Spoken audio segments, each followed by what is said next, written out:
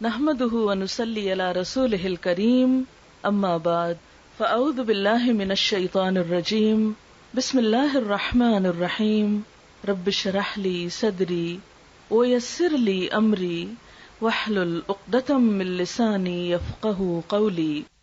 نکاح عبادت ہے کیونکہ نکاح ایک دوسرے کی ضرورت ہے، دونوں ایک دوسرے کو مل کر مکمل کرتے ہیں. اللہ کا بنایا ہوا یہ ایک قانون ہے. لیکن اس تعلق کے بارے میں ہمیشہ دنیا میں دو رویے رہے ہیں. ایک رویہ کیا کہ یہ تعلق اچھا نہیں، دونوں کا باہم تعلق عبادت میں خلل انداز ہوتا ہے، اور یہ تعلق نہ قائم کرنا اور عورتوں سے دور رہنا عبادت ہے. جیسے کہ کچھ مذاہب میں ہے، ان کے ہاں رہبانیت دنیا سے منہ موڑ لینا اور عورت کو وہ مین سمجھنا، مرد کے لیے ایک مصیبت سمجھنا، ان کے ہاں یہ ایک عبادت ہے. لیکن مسلمانوں میں یہ عبادت نہیں.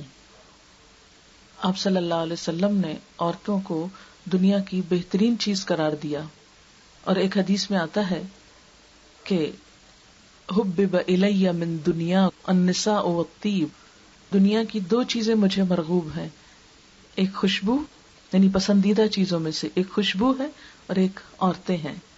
یعنی ان کو حقیر یا بری چیز نہیں مانا گیا جیسے بعض جگہوں پر ہے کہ وہ پاؤں کی جوتی ہیں. اسلام میں یہ کوئی تصور نہیں. اللہ تعالیٰ فرماتے کہ دونوں کو ایک نفس سے پیدا کیا، ایک اصل سے پیدا کیا، دونوں کو انسانیت کا مرتبہ دیا گیا، اور عورت سے تعلق مرد کی نہ کمزوری ہے اور نہ ہی اس میں کوئی برائی ہے. نبی صلی اللہ علیہ وسلم نے دنیا کی بہترین نعمت اچھی بیوی کو قرار دیا. فرمایا الدنیا متاع، دنیا فائدے کی چیز ہے، ضرورت کی چیز ہے. وخیر متاع الدنیا المرأة الصالحہ، اور دنیا کی سب سے بہترین متاع، بہترین نعمت نیک بیوی ہے، اچھی عورت ہے. ایک انسان کی خوش قسمتی قرار دی گئی اس بات کو کہ اس کو ایک اچھی عورت کا ساتھ ملے. لہذا اسلام میں عورتوں سے کنارہ کشی کوئی نیکی نہیں، شادی نہ کرنا کوئی عبادت نہیں. دنیا میں عورت اور مرد کے تعلق کا ایک دوسرا رخ رہا ہے، اور وہ رخ کیا ہے کہ دونوں نکاح کے دائرے کے بغیر آزادی سے ملے، بغیر کسی رکاوٹ کے، اور کوئی بھی رشتہ محترم نہیں.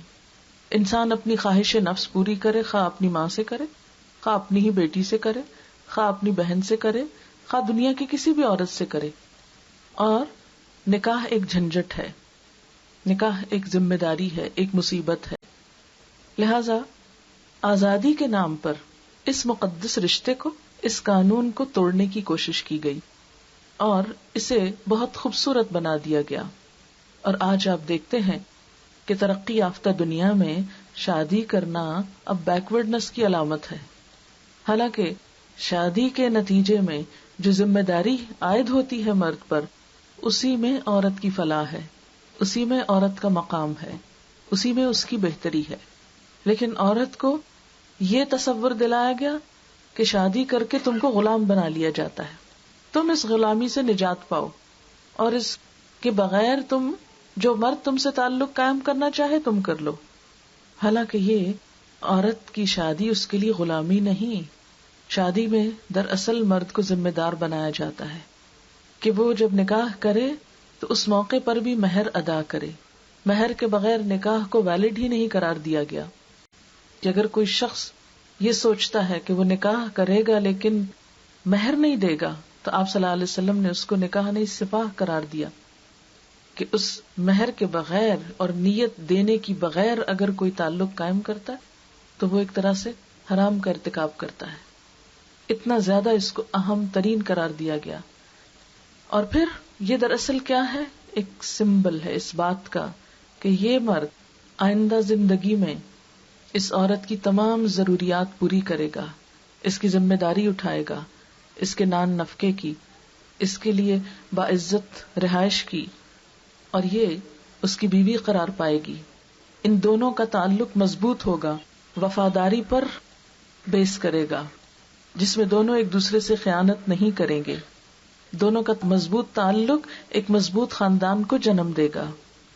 تاکہ آئندہ نسل انسان جو دنیا میں آئے اسے والدین کی شفقت اور محبت ملے، پروٹیکشن ملے، ایک اچھا گھر ملے، پرسکون ٹھکانہ ملے. کیونکہ انسان کی پیدائش، اس کی تربیت، اس کی اٹھان سب سے مشکل کام ہے. یہ دنیا کا سب سے نازک کام اور سب سے مشکل کام ہے. کیونکہ آپ دیکھیں گے کہ جانوروں کے بچے جب پیدا ہوتے ہیں وہ بےچارے خود ہی پل جاتے ہیں، پیدا ہوتے ہی چل پڑتے ہیں. آپ نے دیکھا ہوگا بکری کا بچہ، عموماً مرغی کے بچے تھوڑے دیر کے بعد اپنے قدموں چلنا شروع کر دیتے ہیں، لیکن انسان کا بچہ چلنے میں بھی سال لے لیتا ہے. پھر اسی طرح 2 سال تک خود اپنے ہاتھ سے کھا نہیں سکتا تھا پراپر طریقے سے، اس کو کھلانے کے لیے بھی ایک ٹریننگ دینا پڑتی، اس کو اپنی نجاست صاف کرنے کے لیے بھی ایک ٹریننگ دینا پڑتی. تو کتنے نزاکتوں میں پلتا ہے ایک انسان کا بچہ. اور پھر آپ دیکھیں کہ چند گھنٹوں کے لیے اگر اس کو بغیر کسی حفاظت کے چھوڑ دیا جائے تو اس کی زندگی تک ختم ہونے کا خطرہ ہوتا ہے. ہر تھوڑی دیر کے بعد اس کو ماں کی ضرورت ہوتی. اسے صرف دودھ نہیں چاہیے ہوتا، اسے ماں کا وجود بھی چاہیے، اسے ماں کی محبت چاہیے، شفقت چاہیے، ممتا کے جذبات چاہیے پلنے کے لیے. اس کا حل نرسریز نہیں ہے، اس کا حل ہومز نہیں ہے، اس کا حل وہ لوگ نہیں ہیں کہ جن کے اندر صرف پیسہ حاصل کرنے کے لیے جو بچوں کو پالتے ہیں اور ماں کی محبت اور شفقت نہیں. اللہ تعالیٰ نے ماں جیسی چیز کے اندر جو بچے کی محبت رکھی ہے وہ کسی اور کے اندر نہیں رکھی. لیکن اگر معاشرے کے اندر نکاح کا تعلق ختم ہو جائے اور پھر ایک بچے کو پلنے کے لیے صرف ماں بھی نہیں کافی، اسے باپ کا وجود بھی چاہیے، اسے باپ کا روب بھی چاہیے، اسے باپ کے مضبوط ہاتھ بھی چاہیے، جبھی جا کر ایک بچے کی شخصیت مکمل ہوتی ہے. کچھ عرصہ پہلے ایک ریسرچ کی گئی جیوس کی طرف سے کہ کیا وجہ ہے کہ مسلمانوں کے اندر 40 سال کے بعد پھر ریلیجن کی طرف لوٹنے کا شوق ہو جاتا ہے. یعنی جوانی ان کی اگر دین سے دور بھی گزرے تو اکثر کیسز میں یہ ہوتا ہے کہ آفٹر 40 وہ کچھ نہ کچھ دین کی طرف رجوع کرنے لگتے ہیں، نماز پڑھنے لگتے ہیں، دین کا کچھ نہ کچھ تعلق قائم کرنے لگتے ہیں. تو ایک لمبی ریسرچ کے بعد یہ ثابت ہوا کہ مسلمانوں کے اندر ابھی تک فیملی سسٹم موجود ہے اور مائیں بچوں کے اندر کچھ نہ کچھ خدا رسول کی محبت، آخرت کا تصور دیتی ہیں. وہ ابتدائی دنوں میں خدا کی پہچان، آخرت کی بات، حساب کتاب، جنت دوزخ کی بات یہ دلوں میں بیٹھ جاتی ہے. جوانی میں اگر انسان اس کو بھول بھی جاتا ہے تو پھر جب بڑھاپے کی طرف قدم رکھتا ہے تو وہ باتیں ابھر کر پھر شعور میں آنے لگتی، کیونکہ پھر وہ واپسی کی طرف سفر شروع ہو جاتا ہے نا. آفٹر 40 انسان کو سوچنا پڑتا ہے. تو وہ جو بچپن کے ابتدائی نقش پڑے تھے اس نے ماں کی گود میں جو باتیں سنی تھی، کیونکہ ہر مسلمان ماں خواہ وہ کتنی ہی جاہل کیوں نہ ہو اپنے بچے کے ساتھ خدا رسول کی بات کسی نہ کسی لیول پہ ضرور کرتی. اگر وہ غافل بھی ہے، کوتاہ بھی ہے، کچھ بھی ہے، لیکن کچھ نہ کچھ وہ اپنی ذمہ داری سمجھتی ہے کہ وہ اپنے بچے کو کلمہ سکھائے. آپ نے دیکھا ہوگا اکثر لوگ جو خود نماز نہیں پڑھتے وہ کم از کم یہ ضرور چاہتے ہیں کہ بچے نماز کے عادی ہو جائیں. ہم نہیں پڑھ سکے کیونکہ ہمیں بچپن میں عادت نہیں پڑی، ہمارے بچوں کو عادت پڑ جائے. ہم اچھا قرآن نہیں پڑھ سکے، ہمارے بچے اچھا پڑھنا جانے. یہ سب کچھ کیا ہے؟ یہ دین کی ایک محبت ہے جو دلوں کے اندر ہے. اور جب تک مسلمانوں کے اندر فیملی سسٹم موجود ہے، خاندان کا رشتہ موجود ہے، اس وقت تک خیر و بھلائی ہے. اور اگر یہ خاندان ٹوٹنے لگ جائیں اور بچے بکھر جائیں تو پھر انسان کے لیے دنیا بھی فساد کا نمونہ ہے. انسانوں کے اندر سے وہ ہمدردی اور محبت کے جذبات ختم ہو کر رہ جاتے ہیں. یہ ماں ہی ہے جو بچوں کو باہم محبت کرنا سکھاتی ہے. عموماً آپ نے دیکھا ہوگا کہ جب کسی گھر سے ماں اٹھ جاتی ہے تو بہن بھائیوں کا تعلق بھی کمزور پڑنے لگتا ہے. وہ ایسا مضبوط نیوکلس ہوتی ہے کہ جس سے وہ اپنے آس پاس ہر چیز کو جوڑ کر رکھتی ہے. تو اس لیے اللہ تعالیٰ نے مسلمانوں کو ایک بہترین نظام دیا کہ مرد اور عورت کا تعلق شادی کے دائرے میں ہو، نکاح کے ساتھ. اور پھر نکاح میں دوسری چیز اعلان، کہ اگر کوئی عورت کسی کی بیوی ہے تو وہ سب کو پتا ہو. یہ اعلان کیوں ضروری ہے؟ یہ شادی کا ایک حصہ ہے. اسی لیے خفیہ نکاح نہیں قرار پاتا. نکاح کی ریکوائرمنٹس میں سے ہے کہ اس کا اعلان کیا جائے. اس میں بھی عورت کو دراصل پروٹیکشن دی گئی تاکہ کوئی مرد کسی عورت کو بلیک میل نہ کرے کہ وہ اس سے فائدہ تو اٹھائے لیکن اس کو گھر نہ دے، اس سے بچے نہ پیدا کرے اور اس کے فیوچر کو داؤ پر لگا دے. نہیں، اعلان ہو، سب کے سامنے ہو، تاکہ کل کو اگر وہ اس پر کوئی زیادتی کرتا ہے تو دوسرے لوگ بیچ میں رکاوٹ بنے، وہ اس کو روک سکیں. آپ دیکھیں کہ جب سے ہمارا خاندانی نظام کچھ کمزور پڑ رہا ہے، جب سے عورتوں پہ ظلم زیادہ ہونے لگا ہے. جب تک ہمارے ہاں خاندان مضبوط تھے یا جہاں پر ہیں وہاں عورتیں زیادہ پروٹیکٹڈ ہیں، کیونکہ جہاں کسی مرد نے کچھ ہاتھ اٹھایا بہت سے لوگ بیچ میں آ گئے، بہت سے لوگ روکنے والے ہوتے ہیں. اور جتنا ہم انڈیویجولزم کی طرف بڑھتے چلے جا رہے ہیں اتنا ہی مردوں کو پوچھنے والا کوئی نہیں رہا، اور عورتیں بہت سے کیسز میں ظلم و ستم کا شکار ہو جاتی ہیں. اس لیے اسلام میں ایک خاندان کی بہت بڑی وقت ہے اور خاندان کے تعلقات نبھانے کی اور صلہ رحمی کو بنیادی اعمال میں سے شمار کیا گیا. فرمایا جو شخص یہ چاہتا ہو کہ اس کی عمر لمبی ہو، اس کا رزق بڑھ جائے، اسے چاہیے کہ رشتہ داروں سے اچھا سلوک کرے، یعنی خاندانی زندگی گزارے، خاندان سے کٹ کر نہ رہے، رشتوں کو نہ بھولے، ان کا حق ادا کرے. ایک شخص آپ صلی اللہ علیہ وسلم کے پاس شکایت لے کر آیا کہ میں اپنے رشتہ داروں کے ساتھ اچھا سلوک کرتا ہوں مگر وہ پلٹ کے میرے ساتھ اچھا نہیں سلوک کرتے. آپ نے فرمایا کہ اگر تم اپنی بات میں سچے ہو تو گویا تم ان کے منہ پر راکھ پھینک رہے ہو.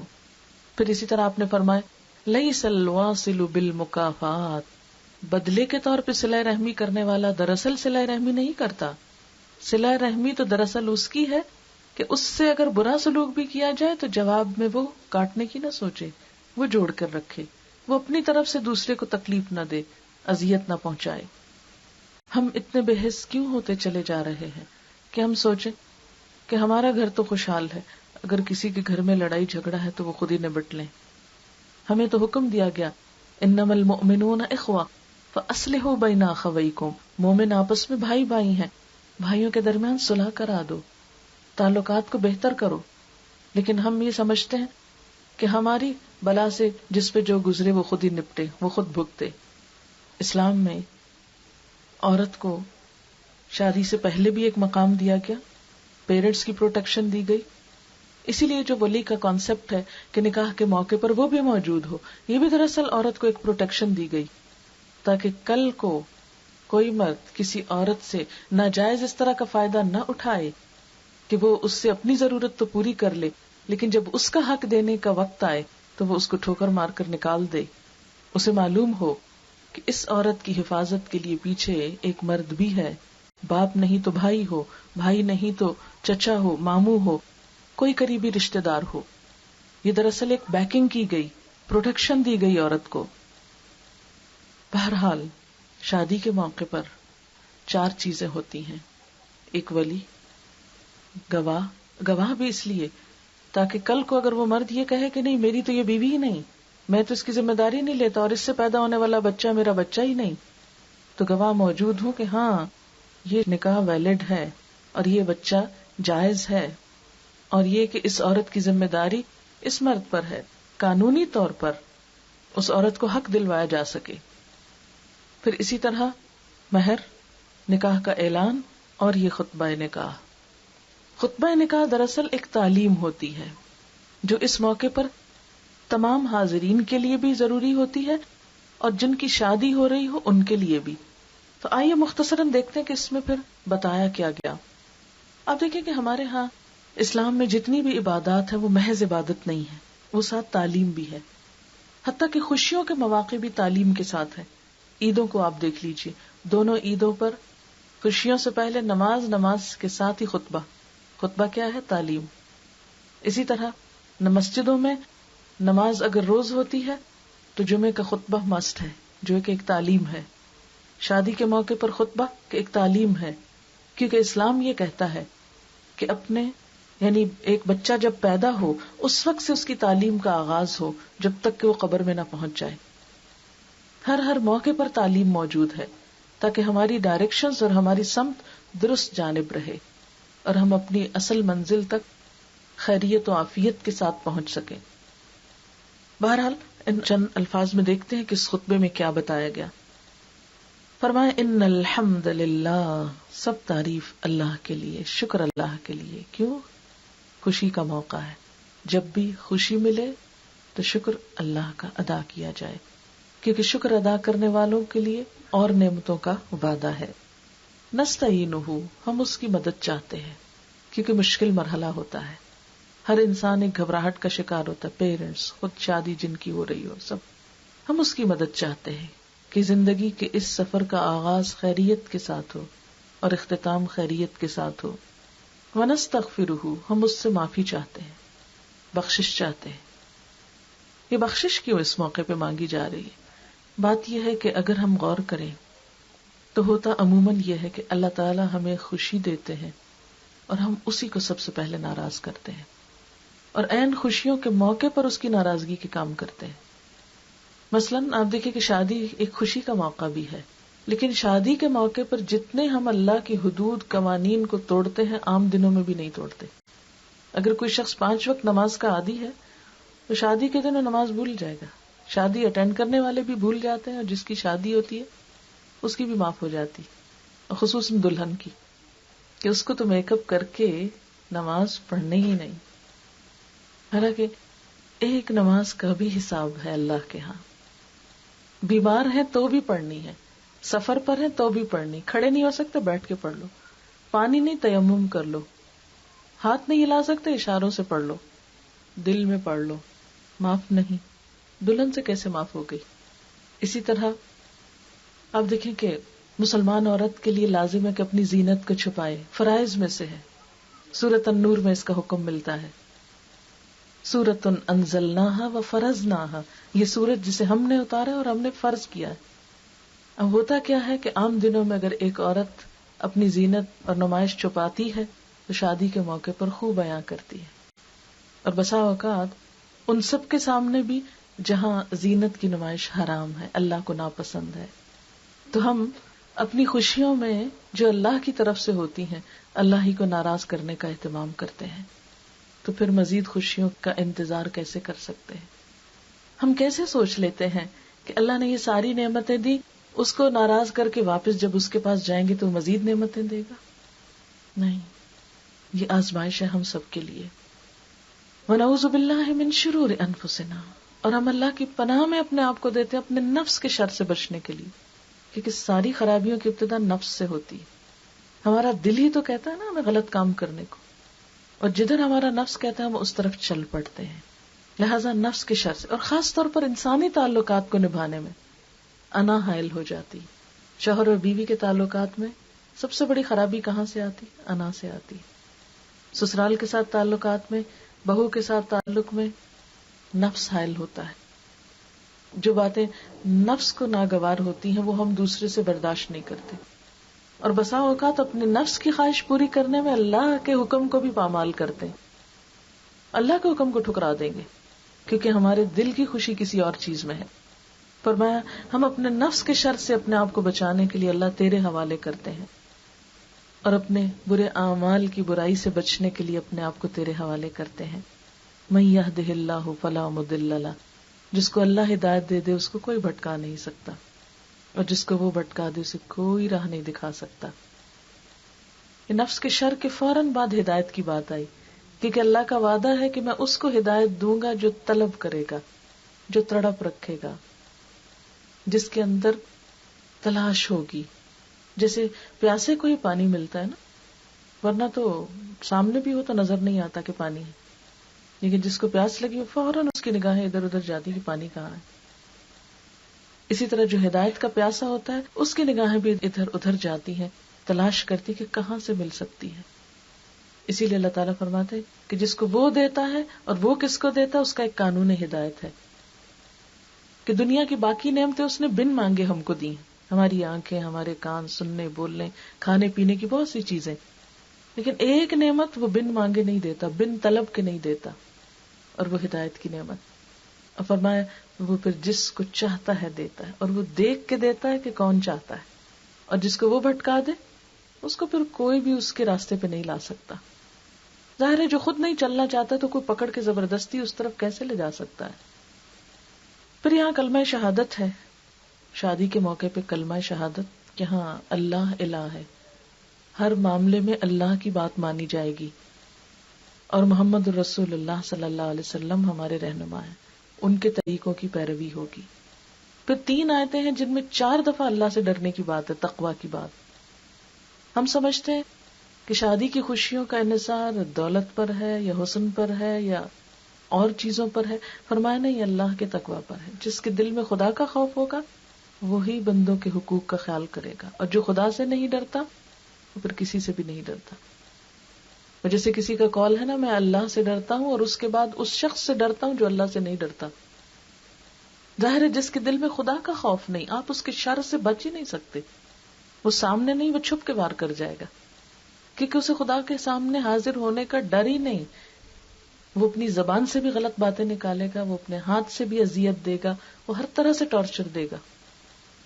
یہی وجہ نا، آپ دیکھیں کہ بعض اوقات لڑکیاں شوہروں کے ہاتھوں بہت مینٹل ٹارچر کا شکار ہوتی، لیکن ان بیچاریوں کے پاس کوئی دلیل، کوئی گواہی نہیں ہوتی کہ وہ کسی کو بتائیں کہ ان کے اوپر کیا گزر رہی ہے. بعض اوقات سسرال میں بہت برے حال میں گزرتی ہے بچیوں پہ، لیکن وہ کچھ کہہ نہیں سکتی سے کہ کیا کہیں، کیونکہ وہ جب تنہائی میں ہوتے ہیں تو انتہائی برا سلوک کرتے ہیں، جب سامنے ہوتے ہیں تو بہت خوش اخلاق ہو جاتے ہیں، لوگوں کو دکھانے کے لیے بہت کچھ پہناتے ہیں. لیکن ضرورت کے لیے جب عورت خاص طور پہ شادی کے بعد فیملی وے میں ہوتی ہے تو بسا اوقات انیمک ہو جاتی ہے. دوا نہیں، خوراک نہیں، غذا نہیں، کیئر نہیں. کیوں؟ اس لیے کہ اب معاملہ 1-to-1 بیس پر ہے. جب دکھاوے کا معاملہ تھا تو ہزاروں کا جوڑا بھی پہنایا گیا اور زیور بھی پہنائے گئے اور سب کچھ لوگوں کو دکھایا گیا کہ ہم کون ہیں. لیکن حقیقی ضرورت پیش آئی. کتنی ہی بے شمار مثالیں ایسی ہیں کہ شادی کے موقع پر جہاں دکھاووں کی بات تھی، اپنی شان بنانے کی بات تھی، وہاں ہزاروں بھی خرچ ہوئے. اور شادی کے بعد ایک عورت جب حقیقی ضرورت کا شکار ہوئی تو اس کا دانا پانی بھی بند کر دیا گیا. چھوٹی چھوٹی چیز کے لیے ترستی. یہ کس بات کی علامت ہے؟ کہ خدا کا خوف نہیں لوگوں کے دلوں میں. اسی لیے 3 آیتوں میں 4 دفعہ تقوی کی بات، خدا سے ڈرو. یا ایھا الذین آمنوا اتقوا اللہ حق تقاتہ، اے لوگو جو ایمان لائے ہو اللہ سے ڈرو جیسے حق ہے ڈرنے کا. صرف زبان سے نہیں کہتے رہو ہم کو بہت ڈر لگتا ہے اللہ سے، نہیں، اپنے عمل سے ثابت کرو واقعی اللہ کا ڈر ہے کہ کسی پہ کوئی جھوٹا الزام نہ لگاؤ، کسی کا مذاق نہ اڑاؤ، کسی کو تانے نہ دو. ہمارے معاشرے میں کیوں ایسے ہوتا کہ بچیاں ساری عمر جہیز کے تانے سنتی رہتی ہیں، تم لائی کے آتی، ہر موقع پر اس کو تانے دیے جاتے ہیں. یہ دینے والے کون ہیں؟ مسلمان ہیں، ہم خود ہیں کہ جو ساری زندگی اجیرن کر کے رکھ دیتے ہیں بچیوں کی. کیا ہم نے لڑکی سے شادی کی یا مال و دولت سے کی؟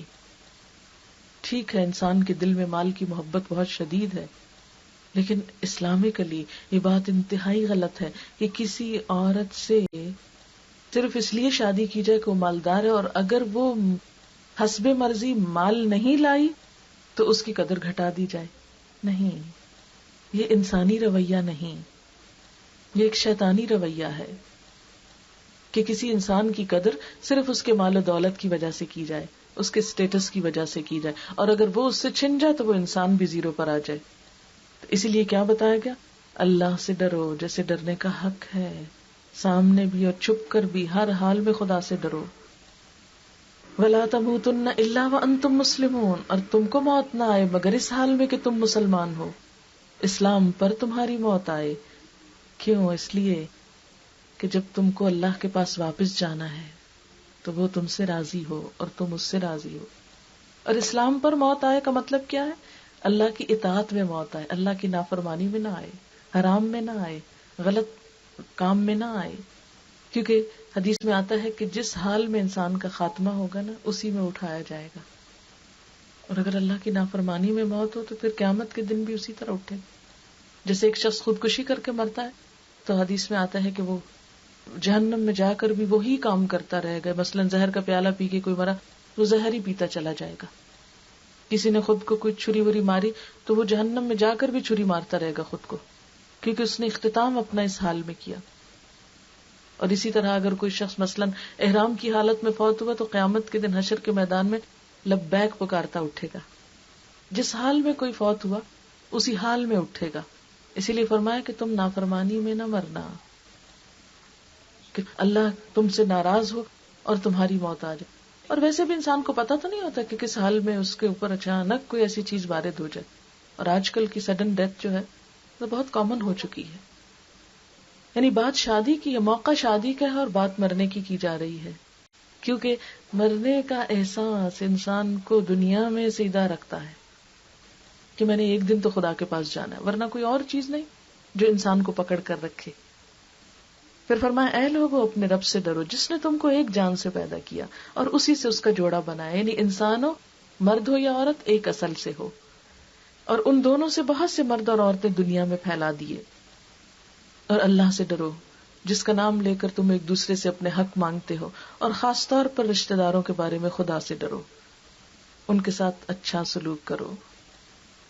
ان اللہ کان علیکم رقیبا، بے شک اللہ تم پر نگرانی کر رہا ہے، وہ دیکھ رہا ہے کہ تم کہاں ڈنڈی مارتے ہو، میکے کے ساتھ کیسے پیش آتے ہو اور سسرال کے ساتھ کیسے پیش آتے ہو، اس کو پتا ہے. اور آخری آیت میں فرمایا اے لوگو جو ایمان لائے ہو اللہ سے ڈرو اور سیدھی بات کیا کرو، اللہ تمہارے حالات درست کر دے گا. عموماً شادی کے موقع پر باتوں کو ٹوسٹ کر دیا جاتا ہے، غلط بیانیاں کی جاتی.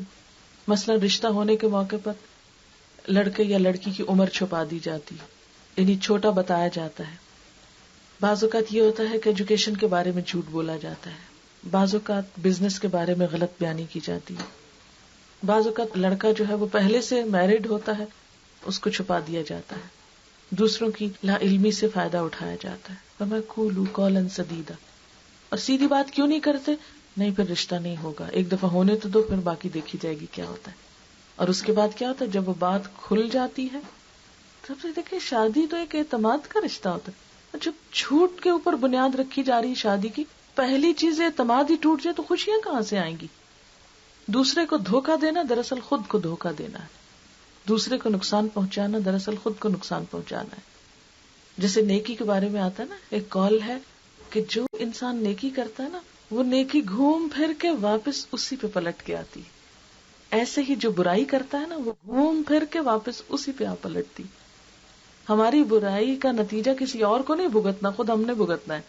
ہماری نیکی کا جو لطف ہے وہ کسی اور کو نہیں، وہ خود ہم کو ملے گا.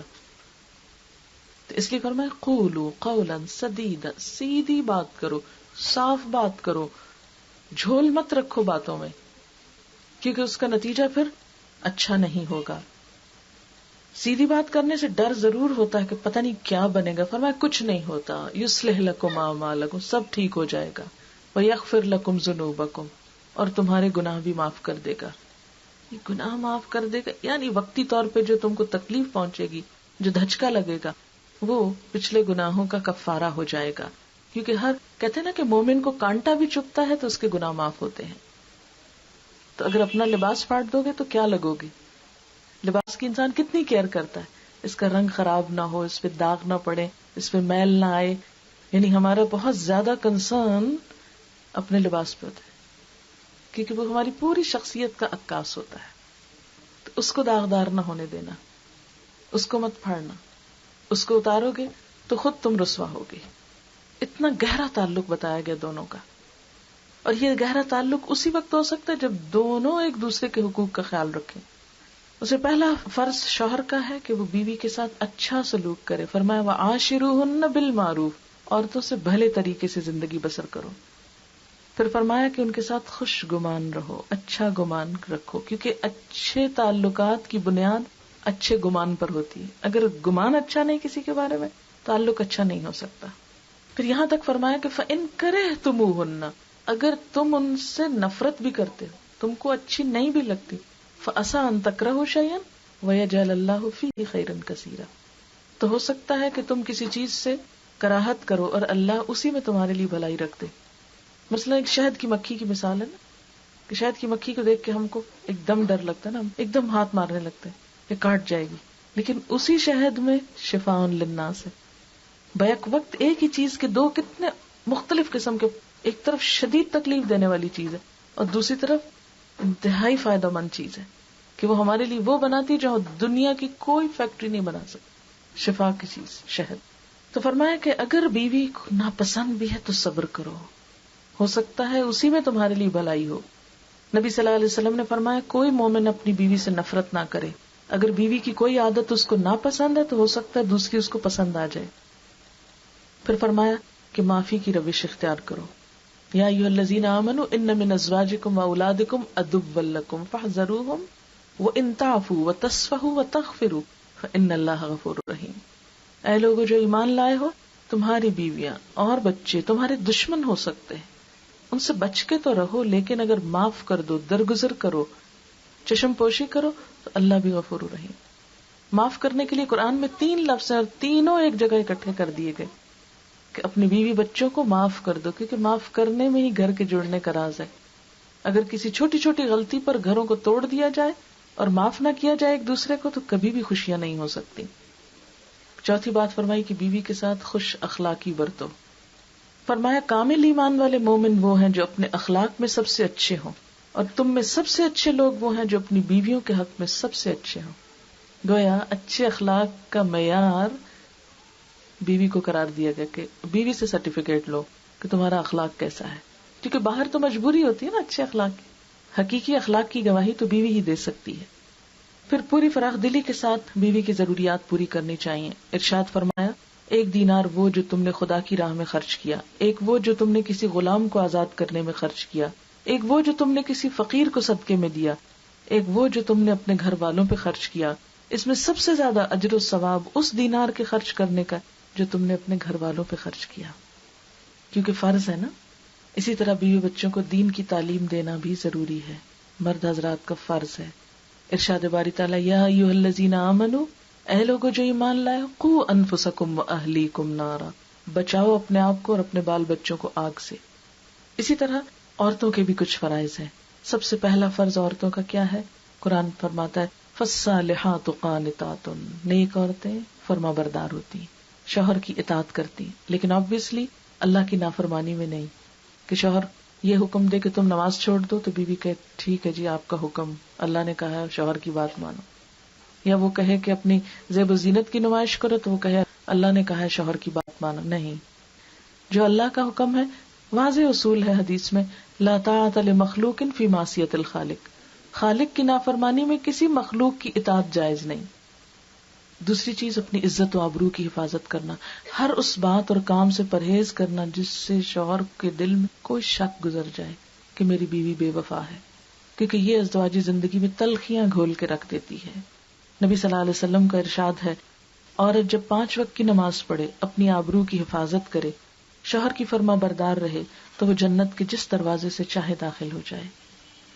اسی طرح شوہر کی اجازت اور مرضی کے بغیر گھر سے نہیں نکلنا چاہیے. نبی صلی اللہ علیہ وسلم نے فرمایا خدا پہ ایمان رکھنے والی عورت کے لیے جائز نہیں کہ وہ اپنے شوہر کے گھر میں کسی ایسے کو آنے دے جس کا آنا شوہر کو پسند نہ ہو، اور گھر سے ایسی صورت میں سے نکلے کہ جبکہ اس کا نکلنا شوہر کو پسند نہ ہو. عورت شوہر کے معاملے میں کسی دوسرے کی بات نہ مانے، حتیٰ کہ شادی کے بعد پھر پیرنٹس کی بھی نہیں ماننی چاہیے. اگر وہ شوہر سے کنٹراڈکٹ کر رہے ہیں تو نہیں. اب حکم کیا ہے کہ اپنا گھر بناؤ، کیونکہ والدین کی ذمہ داری اب ختم ہو گئی، اب شوہر اور بیوی کا باہم معاملہ ہے. اسی طرح شوہر کی خوشی کا لحاظ رکھنا یہ بھی عورت کی ذمہ داری ہے. شوہر سے محبت کرنی چاہیے، اس کی قدر کرنی چاہیے. فرمایا نکاح سے بہتر کوئی چیز 2 محبت کرنے والوں کے لیے نہیں پائی گئی. شوہر کا احسان ماننا چاہیے. آپ صلی اللہ علیہ وسلم نے عورتوں سے خطاب فرمایا تم پر جن کا احسان ہے ان کی ناشکری سے بچو. تم میں سے ایک اپنے ماں باپ کے ہاں دنوں تک بن بیاہی بیٹھی رہتی، پھر اللہ اس کو شوہر دیتا ہے، پھر اولاد دیتا ہے. ان تمام احسانات کے باوجود اگر کسی بات پہ شوہر سے خفا ہوتی ہے تو کہہ اٹھتی ہے میں نے تو کبھی یہاں کوئی بھلائی نہیں دیکھی، میں نے تو اس گھر میں کوئی خوشی نہیں پائی.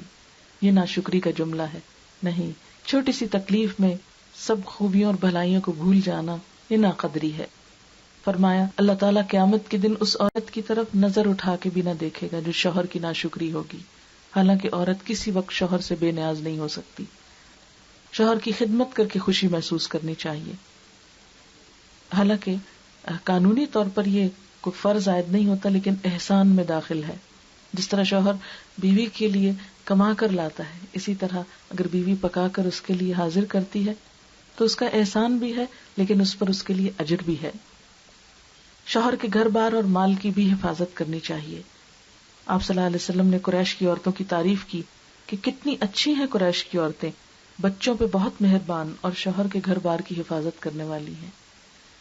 نبی صلی اللہ علیہ وسلم نے نیک بیوی کی خوبیاں بیان کرتے ہوئے فرمایا، مومن کے لیے خوف خدا کے بعد سب سے زیادہ مفید اور باعث خیر نعمت نیک بیوی ہے.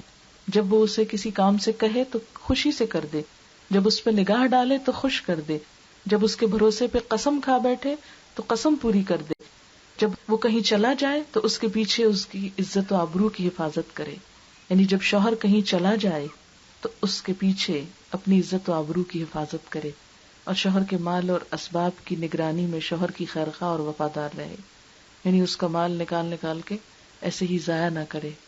صفائی، سلیقہ، آرائش سے بائش، اس کا اہتمام بھی ازدواجی زندگی کو خوشگوار بناتا ہے. اور شوہر کے لیے زیب و زینت کرنا بھی عبادت ہے. ہمارے ہاں عموماً خواتین شوہروں کے لیے کم اور بازار کے لیے زیادہ کرتی ہیں، جو کہ اللہ کی ناراضگی کا سبب بنتا ہے.